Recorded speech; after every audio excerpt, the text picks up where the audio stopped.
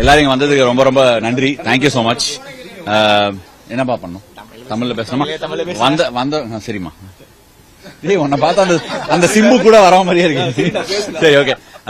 எல்லாருக்கும் நன்றி வந்ததுக்கு. முதல்ல நான் எதிர்பார்க்கவே இல்லை இவ்வளவு பேர் வருவீங்கன்னு.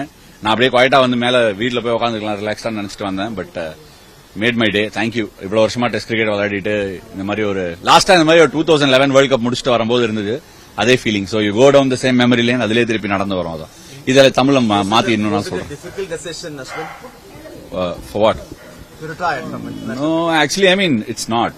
To be honest, I don't know, it's emotional for a lot of people. It will be emotional. Maybe it will sink in, but for me, personally, I think it's a great sense of relief and satisfaction. When did you decide to stay? It's very instinctive, yeah. It's been running in my head for a while, but it's very instinctive. I just felt on day 4 and just called it on day 5. That's it. One of your... Tell us about the moment you had that 10-wicket streak. Which one? The first one. First 10 wicket, ஞாபகமே இல்லை எப்ப எடுத்தேன். To be honest right, நம்ம எல்லாருமே வந்து நம்ம கரியர்ல we all keep going through a lot of things. இது கிரிக்கெட்டருக்கு மட்டும் இல்ல, பட் ஜென்ரலாவே சொல்றேன். எனக்கு வந்து ஒரு லாஸ்ட் 2 இயர்ஸாவே வந்து நான் என்னெல்லாம் பண்ணிருக்கேன். நைட்டு தூங்க போதெல்லாம் விக்கெட் விழுந்தது, ரன் அடிச்சதெல்லாம் ஞாபகம் வரும். பட் அதெல்லாம் வரதே இல்லை ஒரு 2 இயர்ஸா.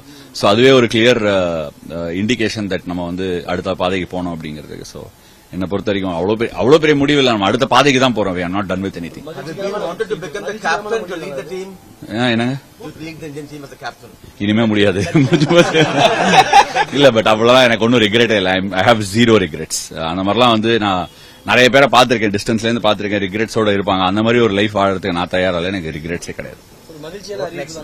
என்னங்க பார்த்தா தெரியலையா? சிரிச்சுனே இருக்கேன். இதுக்கு மேல என்ன வேணும்? ஒண்ணுமே கிடையாதுங்க. சும்மா இருக்கணும் கொஞ்ச நாள், அவ்வளவுதானே. சும்மா எனக்கு சும்மா இருக்கிறது தான் வந்து ரொம்ப கஷ்டமான விஷயம். சோ அதுதான் கொஞ்சம் ட்ரை பண்ண போறேன். In 2011, when Dhoni gave you the first new ball to play against Chris Gayle, tell us about that moment. I think that part of me is still burning bright. I'm going to play for CSK, and don't be surprised if I try and aspire to play for as long as I can. I don't think Ashwin the cricketer is done. I think Ashwin the Indian cricketer has probably called it time. That's it.